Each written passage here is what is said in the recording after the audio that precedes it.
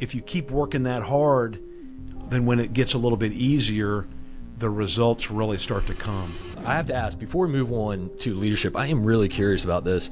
2008, 2010, right? Yeah. So like, how did Hometown weather that? And then I'm sure you've had plenty of investments at that point. Like, how did you guys weather that as a team? Well, again, with great people, and we never stopped working. You know, there wasn't a whole lot of ducks on the pond, if you will, but we had people still getting after it. And so, you know, I don't think we ever lost money during that as a company. A lot of agents had to, including myself, had to, you know, really look hard to find some other sources of income. And I was doing these BPO, broker price opinion things, where they pay you like $50 to drive to, you know, Amelia and take some pictures of a house or whatever else. I remember I had a couple foreclosures, and, you know, things were on the market a long time. And I was cutting grass, like they would pay me $100 to cut the grass at the damn foreclosures.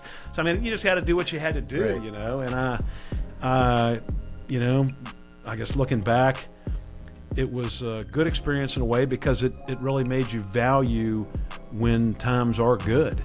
And you know, you think about people back in the Great Depression and what they had to deal with, and there was nothing like that. Right. You know, there was never any doubt in my mind that I was going to be able to feed my family. We just might not be, you know, eating, you know, steak. We might have, you know, whatever. But it wasn't a big deal. You know, right. I take that back. It was a big deal. It wasn't desperate times. Right. For me. Yeah. I'm sure some people it was. Right. And then you weather that out and you learn, you know, if you keep working that hard, then when it gets a little bit easier, the results really start to come. Right. So the best agents, if you look around the Richmond Association of Realtors right now, a lot of the best agents that you'll see, most productive agents you see, they started then. Mm-hmm. So they didn't know what it was like when you know, the low-hanging fruit was there. They learned when you had to get out and get after it. So they sharpened their skills. They became really good at the craft of helping people buy and sell real estate, and they've benefited, you know, tremendously from that. Yeah, that's an interesting perspective. That's cool. Leadership. I want to get into leadership. There's a few different reasons I had you on this podcast, but leadership is one of them. I've always seen you as a very strong leader, and it's interesting that it started through the fitness program. And you would think like, okay, well, he was an instructor. How can you tell, like, he's just asking people to do push-ups and stuff? Now, people who have been to SEAL team will understand. People who haven't, maybe like, okay, he's a fitness instructor. It doesn't make you a leader.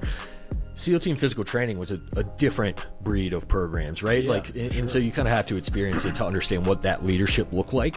Taking a group of 100 people in the dark through a park where no headlamps, and we're running through trails, and just we're teaching the team to call out their steps, and if there's low-hanging branches, and if you're taking a left or a right, and we're teaching the team to, you know, you might be in small groups. You have fast people and slow people.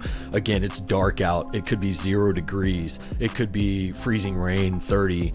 And we're in a dark park running around, and we have fast people, slow people, and we have the faster people go back to last and check on the slow people. Like, there's a massive leadership component, and you can't just tell people to do that. They have to believe you and trust you and respect the instructions, because you're talking to other adults. Again, some that are business owners, CEOs, you know, that different levels of like accomplishment, different beliefs, different political beliefs, religion, anything. Yeah. And they have to look at you and be like, okay, I trust this guy. He's going to take us through a 1 hour workout in the dark, freezing rain, through this park I've never been to, and I trust him, and he's going to lead this team. And you have to do that successfully week after week after week.